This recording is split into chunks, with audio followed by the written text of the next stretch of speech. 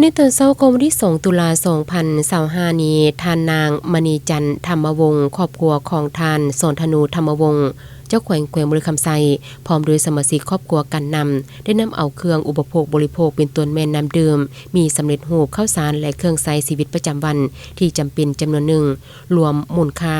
70 ล้านกว่ากีบลงไปมอบให้ผู้ประสบภัยพิบัติน้ำท่วมเพื่อเป็นการบรรเทาทุกข์เบื้องต้นโดยมีท่านสมใจแก้วสุวรรณกรรมการพรรคแขวงตั้งหน้าให้คณะปกครองแขวงร่วมพาทางนั้นได้ลงมอบอยู่สำนักงานห้องว่าการปกครองเมืองปักสันรับโดยมันทานแสงอรุณแสงอภรกรรมการพรรคแขวง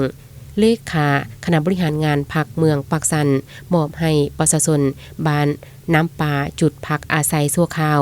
มอบอาหารให้คนงานส่วนกวยที่พักอาศัยอยู่ห้องการบ้านห้วยโคนมอบให้ประชาชนบ้านสมซื่นตั้งหน้าหับโดยเมนทานวันเลินปุยไมนีคณะประจำพรรคแขวงเลขาพรรคเมืองบริคันมาในตอนแรงของวันเดียวกันครอบครัวเมกันนำยังได้นำเอาเครื่องอุปโภคบริโภคลงไปมอบให้องค์การปกครองเมืองปักกดิ่งเพื่อนำไปแจกจ่ายให้ประชาชนที่ได้รับผลกระทบต่อภัยพิบัติน้ำท่วมรับโดยเมนทานบุญครบจันทวงศ์กรรมการพรรคแขวงเลขาพรรคเมืองปากกดิ่งสาเหตุการเกิดอุทกภัยภัยน้ำท่วมยุคแขวงบริคำไซครั้งนี้แม่นเกิดจากพายุบัวลอยผัดผ่านมาแต่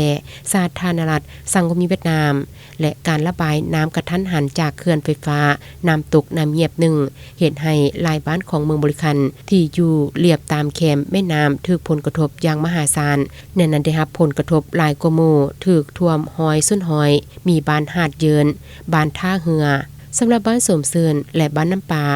ถูกท่วมเกือบหมดบ้านนอกนั้นยังมีบ้านทุ่งน้อยคุ้มสงครเมืองปักสันก็ได้รับผลกระทบหลายสมควรสำหรับการลงมอบเครื่องช่วยเหลือของครอบครัวเมียกันนำในครั้งนี้นอกจากเป็นการบรรเทาทุกข์ในเบื้องต้นแล้วยังเป็นการสร้างกำลังใจให้กับประชาชนที่ถูกผลกระทบตื่ม